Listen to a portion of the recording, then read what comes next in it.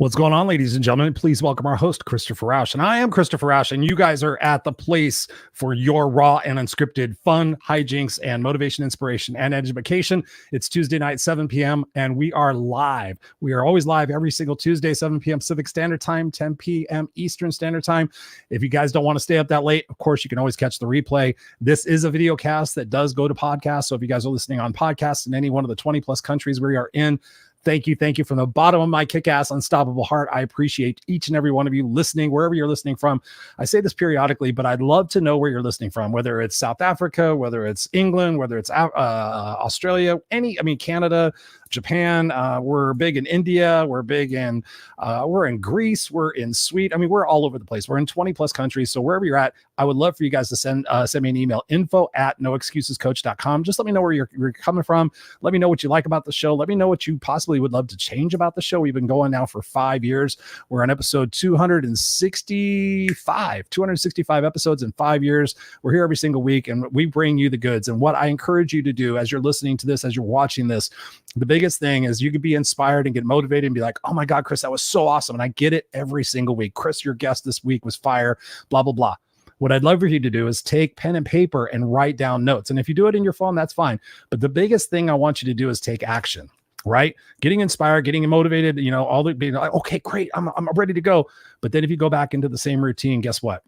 You'll be inspired for about 2 or 3 days, depending on how much you listen to the content here. And then you're going to go back into your same routine. And then you're going to be playing the someday game. Someday when I have more time, I'm going to go back and read those books. Someday I'm going to go back and listen to those podcasts. Guess what, ladies and gentlemen? There is absolutely no someday on a calendar. When people sit there and say, someday I'm going to do this, I'm like, show me where that's at on a calendar. And they sit there and look at me like, oh, okay. And I'm like, now pick a date. Pick a date by when you're going to do this. And I'm going to hold you accountable. And I'll put it in my calendar. And I will reach out to people 4 months, 6 months, 12 months later. I'm going to have this book done in 12 months. All right. And I put it on my calendar. No excuses. I put their email. I put however we got connected. And then I go back to them like, where are you at? And that's kind of my way to say, you know what? We all need somebody in our life. We all need accountability in our life. I need accountability in my life. I have mentors. I have coaches. I have one coach. I have plenty of mentors, and I have a group accountability coaching program. So as you get inspired by this and you want to be surrounded by people who are holding themselves accountable, reach out to me because it's super, super affordable. It's stupid affordable. I did it in such a way that nobody would have any excuses to be able to not to be able to afford it. And you can't afford not to, because guess what, ladies and gentlemen, I'm going to tell you something, and it's going to suck and it's going to hurt. But you're going to die. We're all going to die one day. And guess what? We get to think about our lives on those moments. Perhaps those moments, maybe it's going to be a long illness. Maybe it's going to be something that's going to happen quick. But we're going to look back on our life and we're going to say, wow, I wish I would have taken those risks. I wish I would have invested in myself. I wish I would have started that business. I wish I would have done this. And then guess what? You're going to have a ton of regrets. The 5 Regrets of the Dying is a book that's amazing, absolutely amazing. I reached out to the author because if those of you guys who've been listening and watching this show for quite some time know I talk about that book. That was probably one of the biggest impactful books in my life, because I realized I don't want to get to the end of my life and have regrets. So each and every day I live on purpose. I live with intention. I live with clarity of who it is that I want to be remembered for. And I make sure that every single day I do something to support that legacy. I thought about my legacy and I started working backwards. And that's what I do every single day when I wake up, is I sit there and envision today, how can I use my words and my actions to make this world a better place? What can I do? What can I do? Because if today's the last day and this is the last thing I do, can my son watch this podcast or listen to this podcast and be proud of dad and know that dad was on point? That's what it all is for me, is leaving this legacy so my son can sit there and know what to do and lead by example. You have to decide for yourself what your legacy is. And in this conversation tonight, you guys are undoubtedly going to be impacted by what myself and my guests are going to be talking about. So take those notes. And then what I want you to do is write it down. Sticky notes, ladies and gentlemen. You guys have heard me talk about that. Put it on a sticky note, put it on your monitor, and make it purposeful every single day to sit there and say, you know what? I'm going to spend time meditating today. You know what? I'm going to spend time journaling today. You know what? I'm going to put the 3 top actions that I want to take in the next 6 months, and I'm going to put them on here. And then from there, I'm going to put other sticky notes, and I'm going to break that task down. I'm going to put the sticky notes on there. And guess what? I'm going to pick a week, and I'm going to say, you know what? I'm going to get rid of the sticky note this week. I'm going to take action on this, and I'm going to fulfill this legacy that I'm here to fulfill. Ladies and gentlemen, you're not here to survive. you're here to thrive. And that's what we're going to be talking about in the show tonight. I was introduced to this particular gentleman through my coach, the amazing Sally Anderson. You guys have heard me talk about her down in New Zealand. She's an amazing person. I just actually was texting with her today. She drove a somewhat of a race car today and got it up. I don't know how to do the kilometers, but she went super fast. She's out there living her best life, and she's amazing in my life.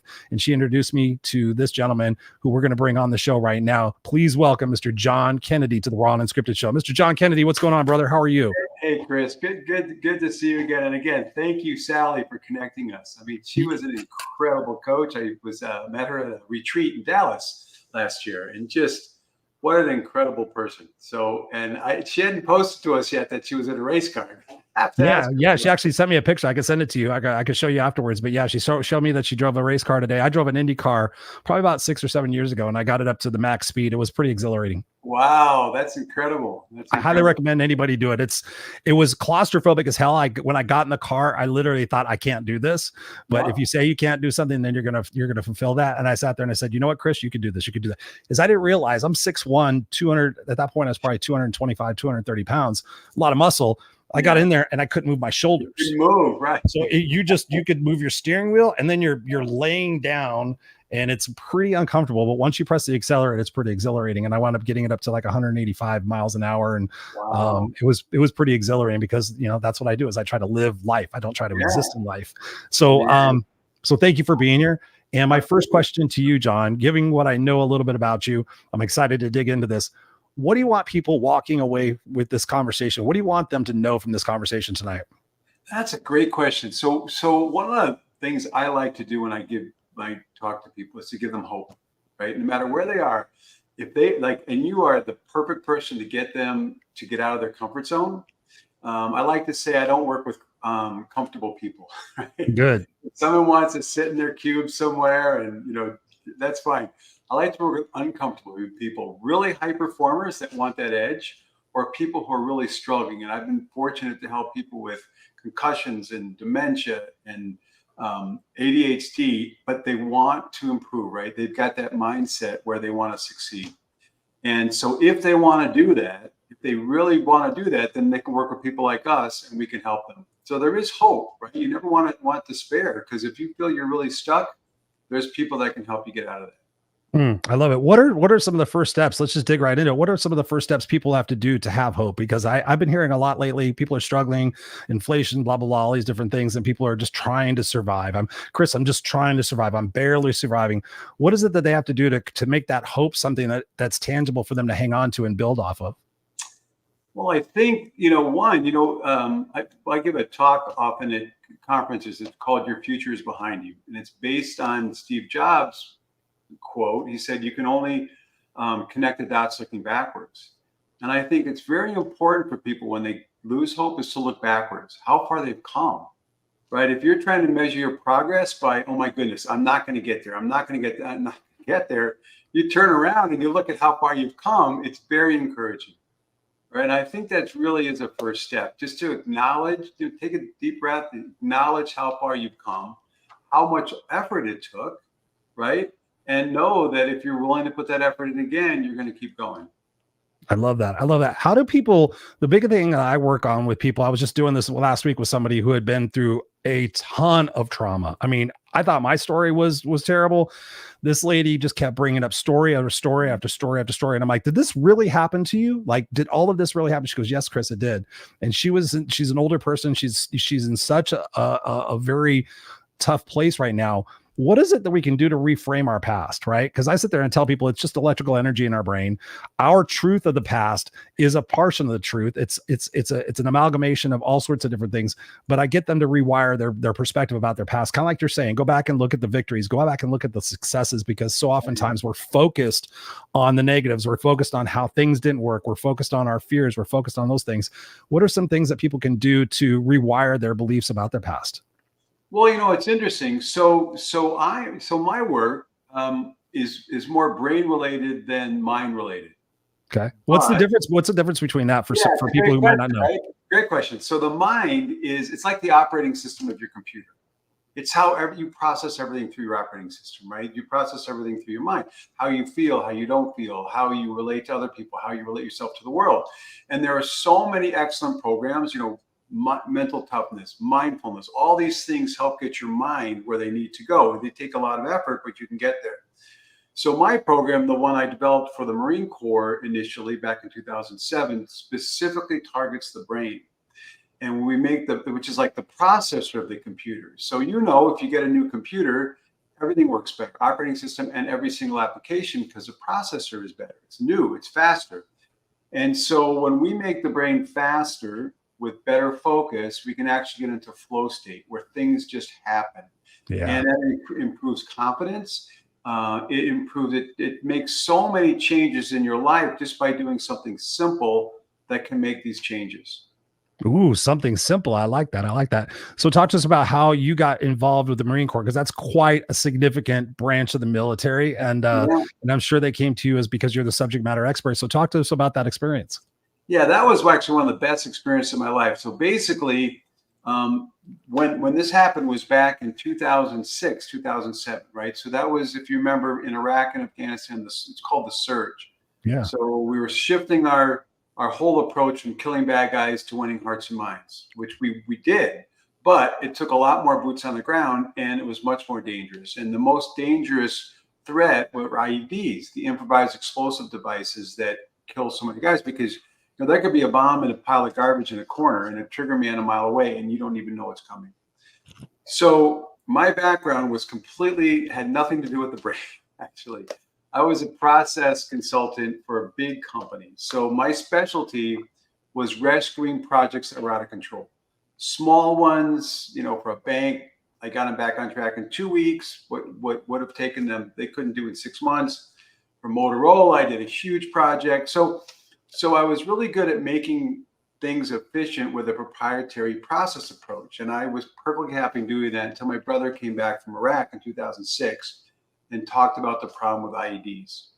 And I kind of had this crazy idea. What if I could do the same thing to the brain that I do for operations, make them more efficient?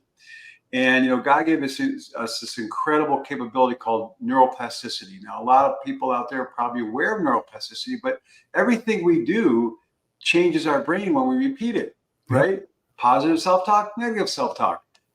Throwing a ball 10,000 times or sitting on your butt, right? Whatever you do, when you repeat it, those are the ruts that the brain forms. And so I had this opportunity to present to the Marine Corps, this opportunity of maybe defining the very specific cognitive skills, which I defined as processes that we need for mental performance, and then developed exercises to make them happen very quickly. Now, I was fortunate because I had no idea it was going to work. You were just experiment. Right, exactly. Well, and it's part of it. And so fortunately, there was research out of MIT at that point that found that a very specific type of stimulation, they'd only tested this in rats, but could make the brain change immediately, not in a day or a week or month. I thought, man, I gotta somehow incorporate that into what I was doing. And it was a big experiment. I mean, and again, I'm a consultant. I'm not a researcher. Research can take 15, 20 years to make something happen. Right. I knew if I could help save lives, I wanted to do it as fast as I could. So we had this big experiment. We had psychologists all over the place and military guys all over the place. And the whole purpose was to see if my hypothesis would work. And so I got to work with a platoon of Marines. So 40 guys out of 1,000, a battalion's 1,000, these are 40. We had a randomly chosen platoon of another 40 guys that I didn't work with. They did other stuff. And so I embedded with these guys for 3 months. Wow. And these what guys. What do you mean by embed? Like, do you went over to Afghanistan or was this here local? No, it was all in their training. So the best part of the deal for me personally was the only base they could find me to work out of was in Hawaii. So I got to live in Hawaii for 3 months while I was doing this, right? But everything they did. So I went on the ranges. We did to the shooting ranges. We went to the classrooms. Anything I could possibly do because I was trying to learn as much about what they had to learn.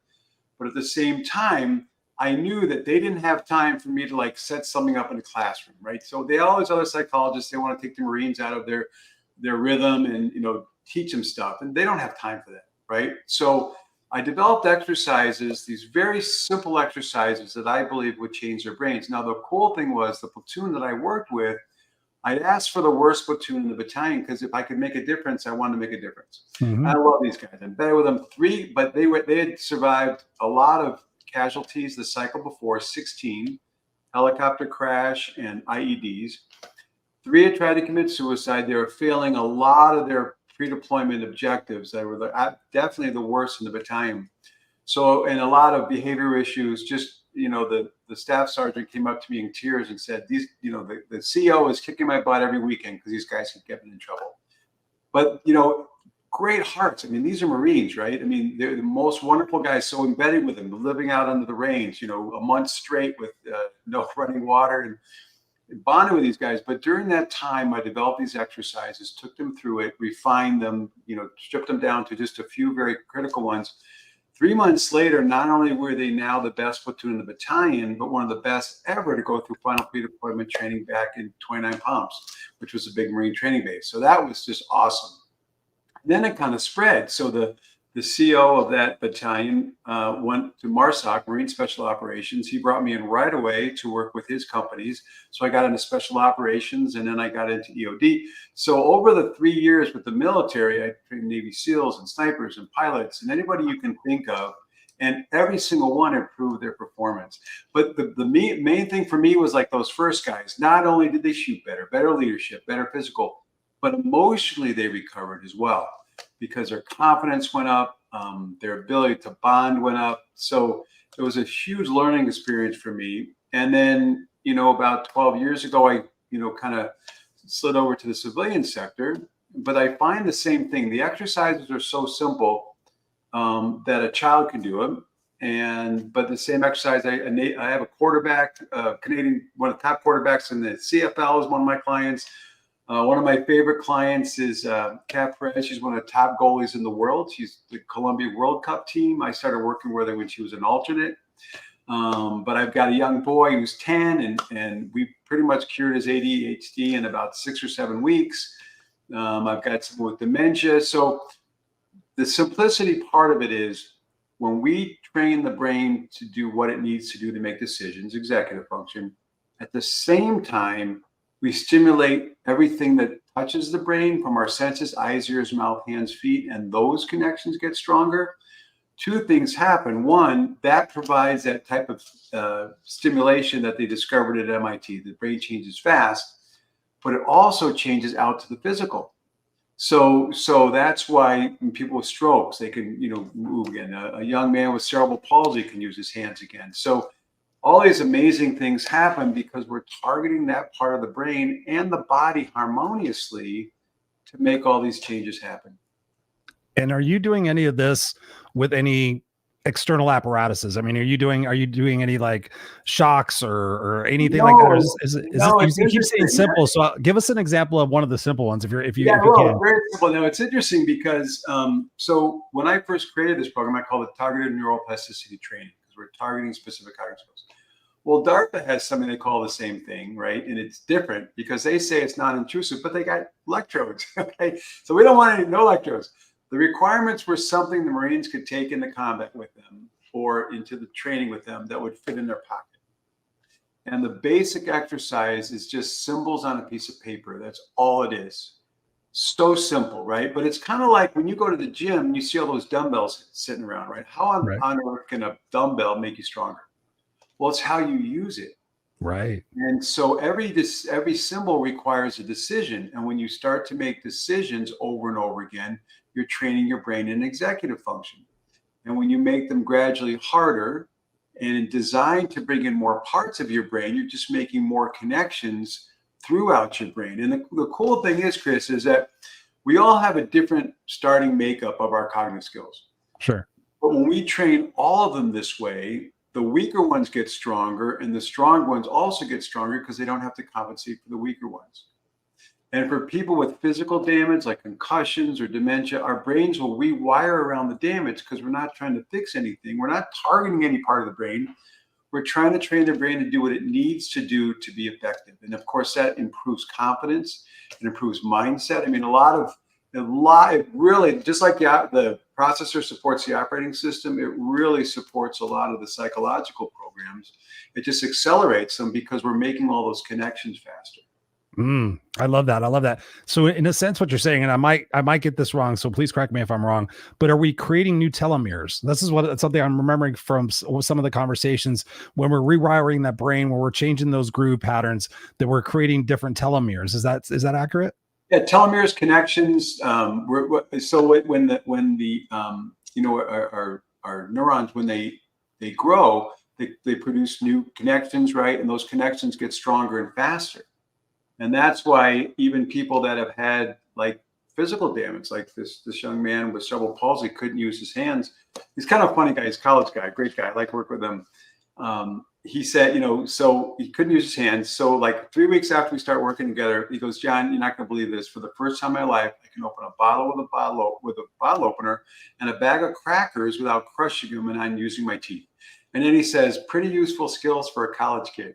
And then like 3 weeks later, what are you doing to my head? I have a 4.0 average and never had more than a 1A before. Because when our brains are more efficient, we also learn faster, remember better. So grades get better as well.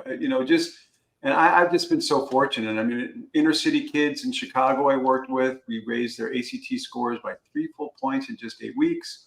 But more importantly, their behavioral issues went down. I don't want to digress too much here, but one of the things when I work with the inner city, we realize is a lot of the reasons why there's so much violence, it's from the post-traumatic stress. They're under so much stress and they can't control their anger. Mm-hmm. But when we rewire their brains, right, and then found the same thing with vets who had PTSD, they would lose their anger. When you do that and you can start to anticipate what's happening, the anger goes away and you can have a split second where you can make a much better decision. So that's been some of the wording work I've done as well. So when you said before you like to work with people who are tired of being comfortable, they want to get uncomfortable, they have that. I'm the same way. I sit there. I know you are. That's what I thought. Exactly. People will sit there come to me like, "Oh, Chris, I want to change." I'm like, I think you think you want to change, but I don't think you really want to change. And I can pretty much tell within about 10 or 15 minutes of talking to somebody. Right. So what do you say to somebody who sits there and says, "Oh, that sounds like a bunch of poppycock. That sounds like something. It's too good to be true." Right. So what are some of your responses to people who sit there and say, "Oh, that works for them, and that would never work for me. I've tried hypnosis, I've tried this, and I've tried that, and it never worked." Right? Are those the people that you wish well, or do you have a few key phrases that you? It's a good question. It's an excellent question, and a lot of times I'll just say, well, because closed-minded people are very difficult to work with. You know that. You want growth-minded people, right? They're looking for something that's going to help them, and they're willing to put in the effort. Sometimes those people, I might say, let's give it a try, or I'll say, okay, fine, call me. I'm not like anything else, which is one of the reasons, because it's so different. It's hard for people to understand. Now, one thing that does happen, which is kind of cool, is I've had classes of school kids, or even a group of business people when I work with them together as a group, and there'll be people that's exactly that attitude. I don't believe it. This is too good or whatever. But when they do it as a group, they kind of feel peer pressure, right? And so they'll do it with the group. And then 30 minutes later, they're doing things they couldn't do when they started, and they're starting to they become believers like very quickly. And the cool thing is with teams, so individual, most people individual via Zoom all over the world, but with groups, what happens is when you do these exercises together, because you have to do them out loud, you start to sync up with everybody. And so we've done, kind of studies or questionnaires afterwards. And one thing that really improves in a group is emotional intelligence, because you can't criticize someone else for making mistakes when you're making mistakes, because everybody makes mistakes. Right. One of the principles of my training is don't stop for mistakes. Right. So people are so worried about being perfect, it adds anxiety and stress. Yep. One woman I work with actually started crying when I told her that. She said, my whole life I was told to be perfect. So, well, don't be perfect. What we look for with these exercises is smoothness, speed, and the last is accuracy. Because accuracy eventually will come, because you're when you get smooth. The ultimate state really is smoothness. That's being in flow state, right? So your brain is regulating the data that comes in. Typically, if it's hard, we slow down. If it's easy, we speed up. But when your brain is regulating, it's just really smooth. And then you just keep going through, and you don't stop for mistakes, and you just keep going no matter what. Wow. And is this something that people have to continue to do for the rest of their life? Or is it just like, I got to do this for 3 months and then I'll be cured?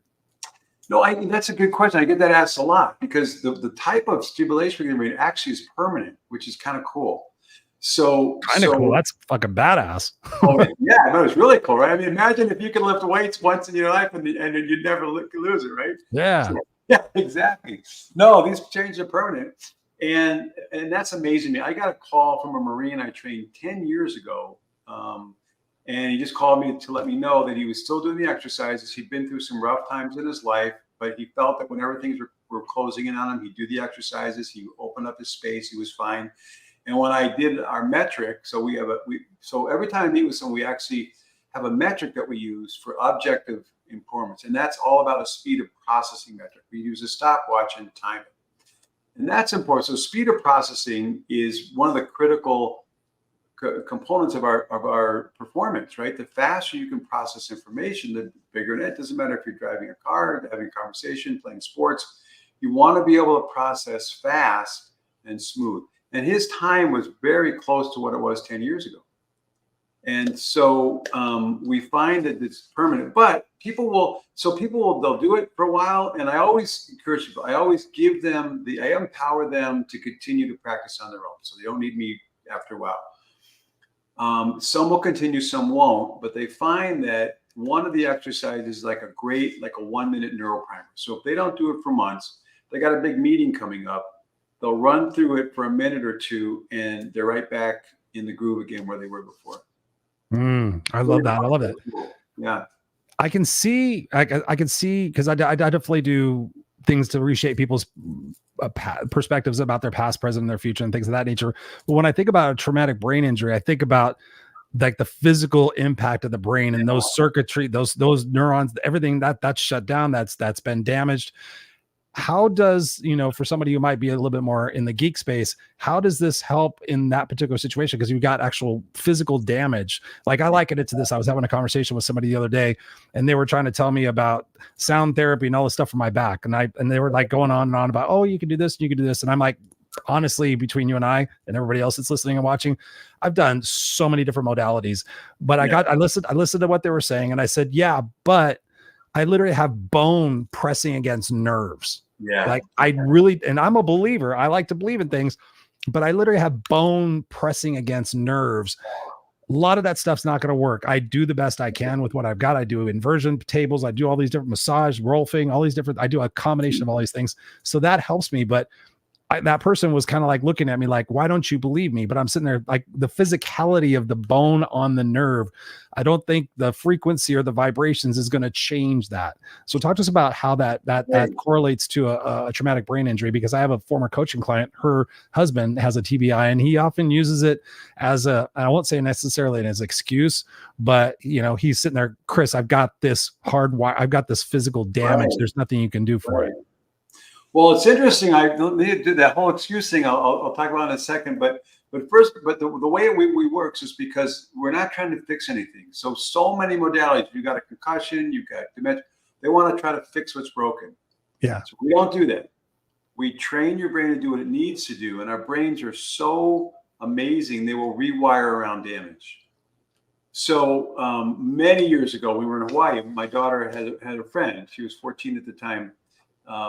And she had 7 or 8 non-cancerous tumors in her brain. Wow. Crowding her brain, and she was really struggling in school. We started doing our program, and she went from like a 70 IQ up to normal, almost 100 IQ. She started getting better grades because we're rewiring the brain. And that's what makes it so powerful. And again, we can't do it with the body, unfortunately. I wish I could help your bone on nerve, but when you rewire the brain to do what it needs to do, it can overcome all that. One of my clients, he's had severe frontal temporal dementia, right? So there's damage right in his frontal temporal. Over the years, his wife is so happy because he never had to go on medication, and we can't completely stop that, right? But we can really slow the decline, especially early. If we catch someone early with dementia or Alzheimer's, we can really make a difference in the quality of life. And then going back to the other thing you said about, using an excuse. So it's funny. I've worked with people before who have had these disabilities, right? So whether it's a concussion or dementia or something, and or ADHD, and I find fascinating to me. I'm not a psychologist, but what will happen is they'll get better so fast they want to stop. And I finally figured out why. It's because all of a sudden people expected so much more of them.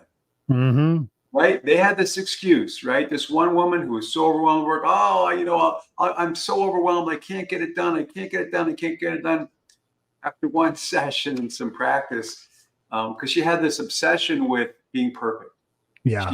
And so for her, this exercise is basically symbols on a piece of paper. Halfway down, she would start freaking out because she was so worried about making mistakes. But I give her credit, she kept practicing. And then she wanted to stop because she didn't have excuses anymore. She couldn't say, I'm overwhelmed, I can't get it done, because she was getting it done. Excuses be gone. Yeah, exactly. And that can be scary for people because they realize that people's expectations of them are going to grow, right? Their expectations of themselves are going to grow. And that's when you need someone like you to, kick them in the butt and say, just go do it, right? Right. And finally, she got back into it, and obviously she's doing much better now. But I always found that interesting that sometimes people get scared when all of a sudden they're doing things they didn't think they could do. Mm-hmm. It's so true. It's so true. I've talked to I've worked with a lot of different people in that situation. Is they do become worried, and that's where I sit there and tell them, like, I want to actually go back for a second and talk about your perfection comment. In case anybody's new listening to the show, people who listen to the show a lot hear me talk about this. I tell people, screw perfection. Yeah. That is a misnomer. That was bullshit that was told to us from parents and teachers. You got a 10 out of 10. You're awesome. You're amazing. Oh, you got a 6 out of 10. What's wrong with you? Why didn't you didn't? So we sit there and we strive to get that acceptance, that approval, that validation at a very young age. And I tell people, and I don't know if you agree with me or not, but the child psychologist stuff that I've looked at says we become the people that we become between the ages 0 and 5 or 0 and 7, depending on what study you look at, because of all those beliefs, the parents and the teachers and our loved ones pouring all those things into us. Oh, you have to get better grades. You have to be accepted to college. You have to have a great GPA. You have to do this. You have to do this. And so we sit there and we kill ourselves for this perfection, which is bullshit. I tell people to take imperfect action every day. That 1% rule I talk about, that 1% compounded effort every single day over a period of 6 months, you'll look back and you'll be like, oh my God, I'm in such a different place because I've taken that imperfect action, because I let go of perfectionism. And I tell people, along with that perfectionism, you have to let go of the people that are no longer supporting you. Right. How important it is for people that are going through programs such as yours to have the right people in their life supporting them, because I can imagine you probably get those people that go, oh, well, it's probably not going to, already poo-pooing it before the person even starts. What do you do for the person that's going through it to get the support people around them to buy into it? Well, for one thing, I tell them, you don't need to support people to buy into. You're going to change your life, and they're going to see the difference in you. And that's part of it. But I like what you said, the whole idea of the perfection. When I have people that are hard to give up, I have them deliberately make mistakes, just like you do, right? Deliberately make mistakes till they're used to it. And like our pastor likes to say, he says, we want excellence, not perfection, right? Nobody's perfect, right? What's the difference between that for people who might not know? The difference between excellence and perfection? Excellence is your best effort. You're doing the best you can, and you're being excellent at it. And you're ready, it's like saying, I'm not trying to be better than anybody else. I'm trying to be better than I used to be. Right. That's the mindset. And that's excellence, Trey. You keep getting better. And, you don't have to worry about perfection. Because you're going to make me ask one of my favorite questions. I'm a question guy. I love questions. Okay. I actually had a guy on the show that wrote a book. He wrote like 4 different books about these different questions, leadership questions, all these different questions. So I was like, holy crap, I got to come up with some questions for this guy that he's never been asked before. And I got him on a couple of them. It's a whole other thing. But one of the questions I love to ask people is, and I put it on myself. So I'll tell you the story. I came home from work and I talk out loud to myself. I feel like the outside voice is actually the smart voice, and the inside voice is not the smart voice. So I literally talk to myself as though I would talk to not necessarily one of my clients, but I talk very, very straightforward to myself. And I was putting my keys and my wallet up on my dresser, and I was changing my clothes, and I thought to myself, and I said to myself, well, I did the best I could today. And then my outside voice said, was that really your best, Chris? And I stopped and I went, good question. Was that my best? How do I know what my best is? How do I quantify my best? And I started realizing, because people will tell me all the time, Chris, I'm doing the best I can. And I've heard myself say it. Honey, I'm doing the best I can. Questions stop. Am I really doing my best? And so one of the things that I did for myself is I challenged myself with this program called 75 Hard. For 75 days, you have to, have you ever heard of it? No. Okay. I'm intrigued though. Go ahead. Okay, so it's a guy named Andy Frisella created it. It's totally free. If you Google hashtag 75 hard, you'll find millions of, not probably, thousands and thousands of people. 75 what? 75 hard. 75 hard. Okay. Cool. Okay, so it's just 5 things. It's 5 things, and you tell me when you think about them how simple they are. For 75 days, no cheating. You eat very well. No sugar. For me, it was no sugar, no wheat, no gluten. Fruits, vegetables, all the good stuff. No cheating whatsoever. No alcohol. For me, it was absolutely 0 sugar, except for what was in fruit. So that's part of it. So I quit drinking for 75 days. I really don't eat a lot of sugar anyway. A gallon of water a day. And I always tell people, not necessarily a gallon. I say drink half your body weight in ounces of water, which is, a lot of people don't drink their water. You have to read 10 pages of a personal development book. You have to read it. You can't listen to it. You have to take a daily progress picture. And let me see the 5 things. So hydration, the nutrition, 2 workouts a day, 45 minutes each. One of them has to be outside. Wow. So one of them has to be outside. Yeah. The 10 pages every day, which doesn't sound like a lot, but compounded over time, it sure is. And then the daily progress picture. And so what's interesting is on the surface, you go, all right, probably the hardest thing is going to be, the 2 workouts a day. For me, I was already working out every day. Wow. So I sat there and I thought about when it coincided with my best. And I thought, okay, what is our best? Our best is when we can hold ourselves, we can have discipline with ourselves when we don't feel like doing it. Like I really don't feel like going out and working out. I don't feel like eating good. I feel like cheating. So we have to get our feelings out of the way and just realize it's about that discipline. It's about taking that imperfect action and saying, okay, listen, I'm going to make a commitment to myself that for the next 75 days, I'm going to do these things. And I'm happy to say I've done it 3 times.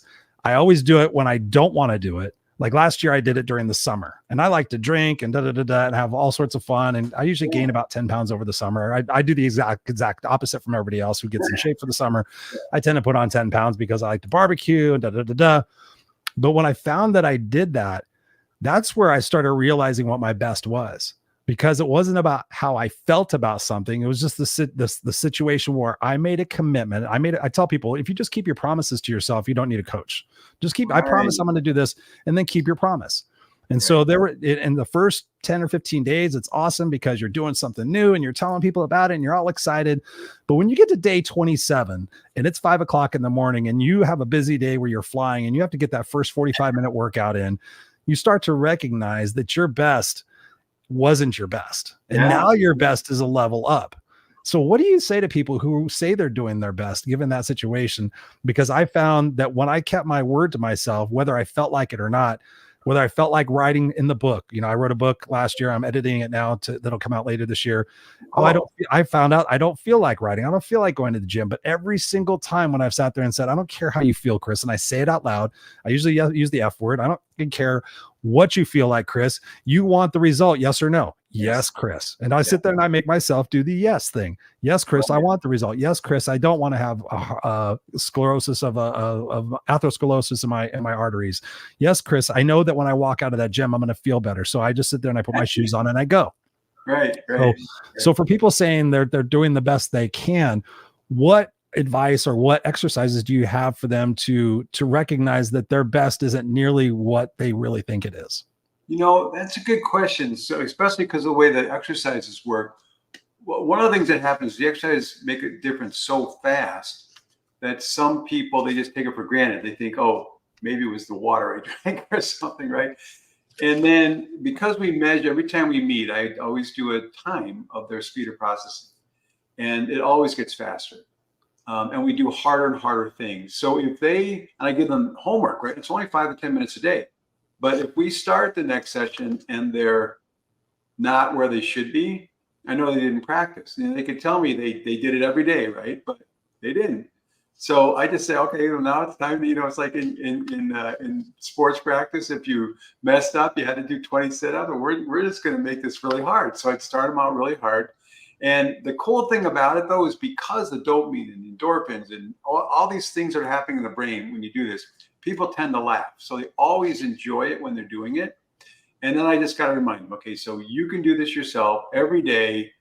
If they don't practice, they'll still get the benefits when we meet. But it's always better. And I can tell them, because you're right, I want them to have that mindset. I want them to have that mindset. I'm going to do this every day. And they start to notice the improvements. And then that's going to encourage them to continue to do that. Some people can just show up. Right? I had one guy, big real estate investor guy, who only wanted to work out with me, which is fine. So, he paid me to meet with him like 30 minutes every day. But I'm thinking, you're not helping yourself. Right? Because you're relying on me instead of yourself to have the discipline to get this done. Mm-hmm. Now, along those lines, so that same, I call it applied neuroplasticity that I created for the brain to change. I've actually applied that to creating behavioral change through fast habit changing. Mm. Well, I've got a book. It's coming out pretty soon. It's called Hack Your Habits in 30 Minutes, Not 30 Days. Wow. Guaranteed. So all these books, 30 days, 6 minutes, if I apply that same approach to the brain that I do to habits, and I've had so many people tell me it's not going to work, right? And it works. So within 30 minutes, I can help you create a new habit or break any bad habit as long as you follow the process, right? And then that empowers people to then, oh man, it's like a lot of them, they can't get out of bed in time in the morning, right? So we fix that like within 30 minutes. And then they'll go, okay, well, I'll look at another. I eat too much when I'm stressed. Okay, let's create a habit around that. So they can start integrating these habit changes into their life as well, which makes even more improvements. I love that. So tell me, if you can, or if you have, how you've applied your own methodologies in your life. Well, it's a good question. I asked those. That's what we're here for. Well, no, it's so my own life. So I use the exercise myself, and we have some other ones that I've added to it, some from the Marine Corps. But to me now, it's almost like you were saying when you start talking to yourself. I'm almost doing it mentally. They'll still put the exercises up and do them, but I find that that whole process. So one of the things we want to create, we call anticipation, where you anticipate what's coming. Okay. And so I'm doing this for so long that, I'll run through these exercises, but it's almost become a habit, I guess, where no matter what situation I'm going into, I'm always thinking ahead, right? So never surprises, very, very rarely, and with all the contingencies. Now, a manifestation of this is kind of cool. So my daughter just graduated college like 3 weeks ago. Congratulations. Thank you. And she graduated she has a major in psychology and a minor in neuroscience and religion, because she wants to be a Christian therapist with all she's done. But she was my first guinea pig 16 years ago. Does she know that? Oh yeah, she knows that. But she was very helpful because I knew that the exercises I created, even though they're for the Marine Corps, I knew I want to work with their families. They had to be so simple that a child could do. And so she was actually my first guinea pig, and she's helped me over the years. But the exercise we use, the speed of processing drill that we use to measure processing speed, she is by far the fastest of anyone. She's faster than my quarterback. She's faster than my professional goalie, and that has manifested herself in her life. She doesn't do the exercise much anymore, but she is so smart. She learns so fast, and she's really good at that anticipation piece. So I incorporated, we do have some other exercises that are like puzzles, and I actually use those probably more often if I have planning to do. Mm-hmm. The first exercise, you're making decisions really fast with these symbols. Another one is just a puzzle, 5 plastic pieces and a deck of cards, and you have to put the pieces together to look like the shape card. 60 shape cards, there's a lot of games out there like that. Most people, it can take them up to 10 minutes to do the first time, because we typically solve problems with trial and error. Mm-hmm. I train a process where it's not trial and error. You break it down and think it through before you execute. And once that becomes incorporated into your thinking process, You can do any one of those in 10 seconds or less, and then you solve anything. I mean, anything. I have one of my clients writes big reports for mineral companies. And he said after doing the training, he allowed like 2 hours to do a report. He said he was done in 15 minutes because he already knew exactly. So instead of trial and error, right? He already knew exactly what information he wanted where, and then he just had to do it. So, and that's the one I use more as well. I find it very helpful for me, but I'm not as religious as practicing every day as I used to be, but I still get the benefits. Nice. Something that just popped into my head that I have been dealing with. I don't even know a lot of people don't know what it is. Have you ever heard of a diagnosis called aphantasia? Aphantasia? Aphantasia. It's the inability to visualize with your mind. Oh, okay. Interesting. Yeah. It's APHANTASIA. I think it is something like that. It's something like that. Okay. And I realize I'm a very visual person, but I can't visualize. But I've noticed that sometimes, and I really don't have dreams, or I don't remember my dreams, but every once in a while I'll wake up and I'm like, okay, I saw that in my eye. So I know that I can see, I know I can visualize. So recently, very recently, as a matter of fact, last week, I'm a YouTube guy. I like to go on YouTube. That's how I watch concerts. I look at music, or I'm learning something about personal growth or personal development. So the other day it popped into my brain. I'm like, maybe I should try to see if there's any exercises for me to be able to visualize again. Because I ran across a YouTube video where somebody says everybody can visualize. It's just somehow there's been some neural pathways or something that is blocking. And for me, I wonder if it's something, because I've had a very traumatic childhood. And so I wonder if I blocked out some things. And so one of the first videos that I looked at was simply a triangle, and it was missing one line. And so it says, I want you to imagine, and it has you draw the line. And then, so you're talking about simple exercises. I'm like, well, that's totally simple. I could do this.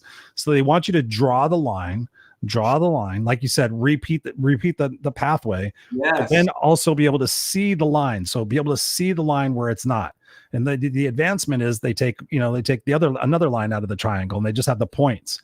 So you have to sit there and visualize the lines making the point of the triangle. And I haven't gone into the rest of it yet.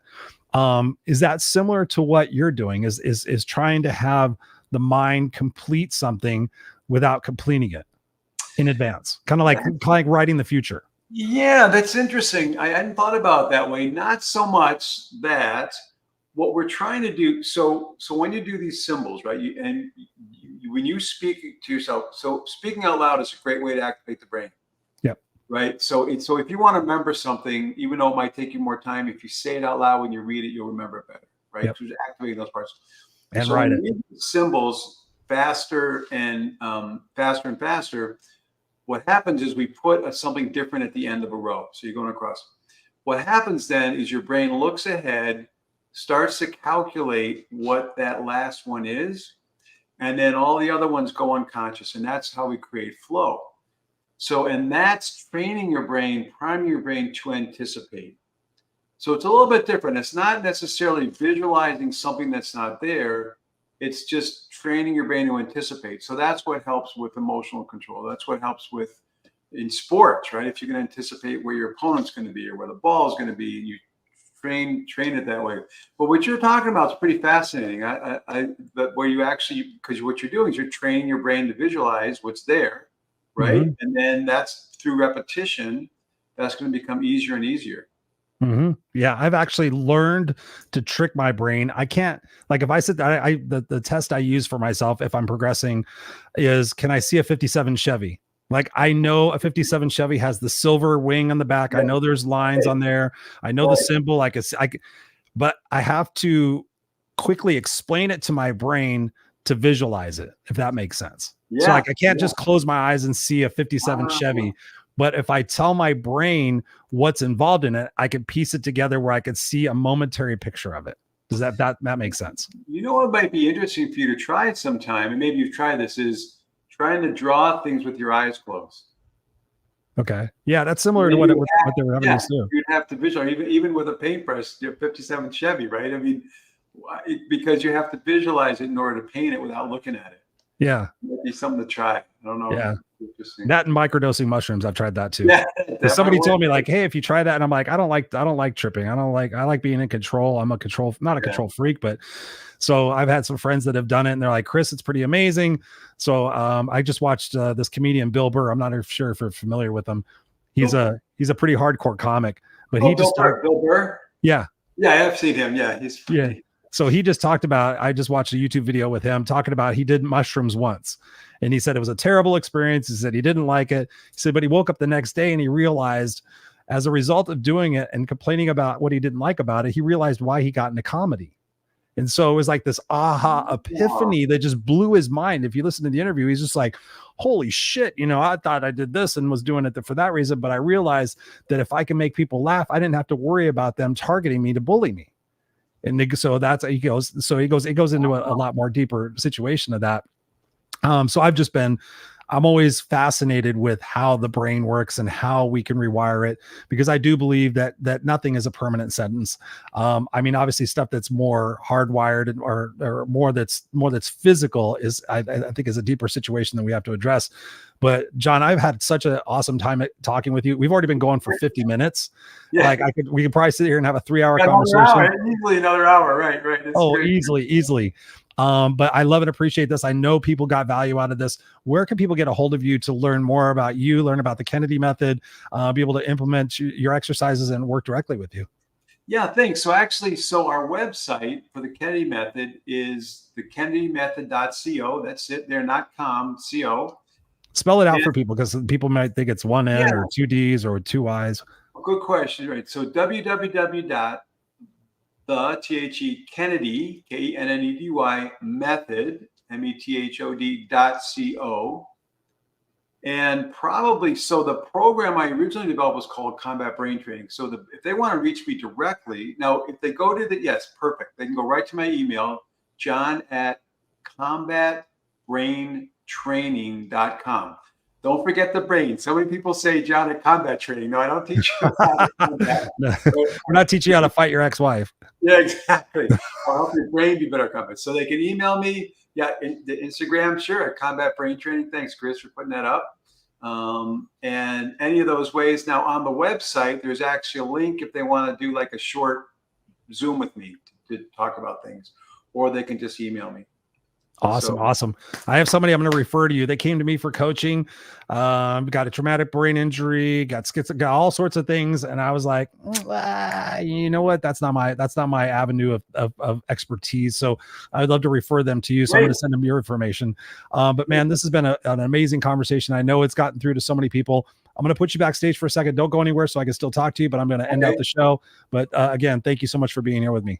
Absolutely. Thanks, Chris. Really appreciate it. You're welcome, brother. Hang on a second. So there you have it, ladies and gentlemen. I apologize. I was so engrossed in the conversation. We had Tim Gillette in the house. He says, hey, Chris and John, good to see you tonight. Thank you, Tim. Let me know what it is that you got out of this situation, out of this conversation. I know you watch periodically. So thank you, brother, for being here. Nisangel, I hope I correctly pronounced that. If I didn't, send me the phonetic spelling of that. Nisangel says, hi, Chris and John. Great conversation. Thank you so much for being here. And I know so many of you guys are going to be watching tomorrow morning. As you do, you're getting ready in the morning on my East Coast peeps. Thank you guys all for being here and sharing in this conversation. The thing I want you to take from this conversation tonight is the fact that there is this one word that keeps coming to mind: possibility. Is it possible that by implementing John's method that you can start to rewire some of your beliefs? Is it possible that if you decide now that you're willing to get comfortable getting uncomfortable, that things in your life can start to shift? Right? And I hear so many people say, Chris, but it's going to be hard. It's going to take so much time. Yes, I'm not going to lie to you. You are 35 years old. You are 45 years old. You're 65 years old. You're 27 years old. Wherever you're at in your life, you have to understand it has taken this many years, this many decades, this much whatever to get you where you're at today. But the point is that you're here today. Yesterday is all just electrical impulses in your brain. You can't physically find yesterday. It does not exist. It's your truth about the past that is what's fucking you up. Oh my God, I'm this way because I was bullied and beaten. I'm this way because of this. I'm this way. Let me just hang on to these excuses, Chris. Let me just hang on to this stuff. It's so comfortable and it's so familiar. I like going to my short-term gratifications and ignoring my life. I love the fact that I go on a 2-week vacation just to run away from everything. What would it feel like, ladies and gentlemen, if you just did this? Oh my God, I let go of it. I let go of the pain and the anguish, and I let go of all the resentment and the anger that I've been carrying around my entire life. The possibility is there, but the possibility is not there if you sit there and you tell yourself you can't or you won't, right? 3 words I want you to eliminate from your vocabulary. Try. Don't say you're trying. Say, you know what? Fuck trying. I'm going to do it. I'm going to commit. I'm going to make a promise to myself and I'm going to keep it. How about that, ladies and gentlemen? Is that something you can do? Hey, I'm going to lose 10 pounds. How about keeping that promise? How about not buying the fudge cake? How about not going out to the restaurant and ordering the bullshit and saying, well, it's just one. I deserve it. I've been so good. How about just making a commitment to yourself and having that inner discipline to say, you know what? That was yesterday's Phil. That was yesterday's Barbara. That was yesterday's Tina, whatever it is. That's what I tell people when I've quit smoking, I've quit drinking, I've quit taking opioids, I've quit marijuana. I've quit so many different things in my life. I've quit my excuses because I say that was yesterday's version of Chris. Today's version is right here and right now and present and ready to play and ready to commit. Try. Let's eliminate that word try. How about let's eliminate can't. Oh, I can't do that. Can't is a synonym for won't. So if you can't do something, you're telling yourself you won't. Oh, I can't get up at 5 o'clock. I'm not a 5 o'clock in the morning person. Bullshit. Guess what? When the alarm goes off at 5 o'clock in the morning, by the way, it's not an alarm, it's an opportunity clock. When it goes off at 5 o'clock in the morning, sit there and say, you know what? I may not feel like getting up at 5 o'clock in the morning, but I feel like getting the result. So I'm going to commit to the vision of what the result is going to be. I'm going to put my shoes and socks on. I'm going to put my running suit on, and I'm going to go out there and just walk out the front door, and I'm going to go run for 5 minutes. That's all I'm going to do. I can run for 5 minutes, and I can go back inside. I can take my clothes off, go jump back into bed, and go back to sleep. Just start somewhere, guys. And the place I want you to start tonight is by calling and getting in touch with John, because the opportunities are there. The exercises are there. The results will be there. And no, it won't be easy or anything else, but guess what? It's going to be worth it. It's going to be worth it. And it doesn't take much time. That 1% every single day. You know what? I didn't feel like getting up, go to the gym today, but guess what? I went and I felt great. Guess what? I didn't feel like drinking half my body weight in ounces of water, but now I did. And now, oh my God, I'm hydrated. I haven't been hydrated in so long. I forgot how great I can feel. Here's the 5. I'll leave you with this, guys. If you're new to the show, if you're not new to the show, you guys know I beat this into your brain every single day. Chris, I don't have any money. I don't have, whatever your excuses are, you can do these 5 things. Okay. Hydration, nutrition, sleep, exercise, and vitamin D. Hydration, nutrition, sleep, exercise, and vitamin D. Guess what? Hydration, half your body's like 70, 80% water. If you're not drinking good old fashioned H2O every single day and you're drinking coffee and soda, you're dehydrating yourself and you're not operating at your optimal efficiency. Guess what? You start feeling a little bit better. Then you start looking at your sleep. I wear an Oura ring. Look at my brand new one. You guys know I used to, for you guys to watch the show all the time, I had a black one. I got a brand new one because I deserve it. So I got a brand new Oura ring. Guess what? First thing I do in the morning after I say my gratitude, so I say my intentions and say my I am statements, I look at my Oura ring and I go, hey, how was my sleep score last night? Oh, wow, I woke up a bunch of times. Guess what? I probably shouldn't have had that green licorice after 8 o'clock. Oh, guess what? I probably shouldn't have had that soda with dinner at 7 o'clock because I realized the things I put in my body affect my sleep. So when I don't do those things, guess what? My sleep is better. I get deep sleep. I get REM sleep. I go into intermittent sleep cycles. Sleep is massively important. You may be sleeping like, oh my God, Chris, I slept for 6 hours, but did you get any deep sleep? Did you get any REM sleep? Did you go through your sleep cycles? No. So you wake up feeling like shit. Guess what you want to do? You want to run to your short-term gratifications. All the people that I hear, oh my God, Chris, I need coffee in the morning. You must drink a lot of coffee, Chris. You're so hyper. I don't drink any coffee. I'm naturally this way because I start off with my I am statements. I start off with my gratitude statements. I make sure I'm hydrated. I make sure I get my sleep. I make sure I get exercise at least 5 days, 6 days a week. It doesn't have to be anything major. I could take my dog for a 15, 20-minute walk, get some deep breathing in, get some sunshine, get that vitamin D in, start to feel a little bit better, drink my water, take and accomplish some stuff that I set out to do for that day, get some wins in my column. You guys know I'm a fan of writing stuff down. I love checking things off. So I check things off. There's a little endorphin rush. Boom, boom, boom. That's an extra tip for you guys. You got to take care of vitamin D. I found this out, and I've just been telling you guys this recently. Vitamin D, go out and get some 10 minutes of sun exposure. That is supposed to help. I usually get 10, 20, I usually get about 45 minutes of sun every single day. Guess what I found out? I went and had a vitamin deficiency test. Everybody should go get a vitamin deficiency test. I found out I was deficient in vitamin D. Huh? What's up, doc? No, that's not possible. Started taking a vitamin D supplement. I take once a week. Guess what? I feel a little bit better. I'm not, if you notice in the shows, I'm not losing my train of thought anymore. I'm feeling better. I'm not feeling I have to fight through, glum days and stuff like that. I feel better. So you're doing all these things and it starts to build on itself. And then you get excited about doing new things. I've just hired an editor for the book. By the way, I know you guys have been asking me where the book is. No excuses. I got an editor. So we're going to be doing that. You start to feel better. You do better. You start to release some of that stuff you're carrying around with you. You get with people like John and myself, and you start investing in yourself, and you start taking that imperfect action every single day, and you will change your life. I promise you. You got to want to do it. You got to be ready to do it. I'm not going to beg you. Nobody's going to beg you. But guess what? Like I said at the top of the show, if you want to die with any regrets, keep doing what you're doing. If you don't, then change what it is that you're doing.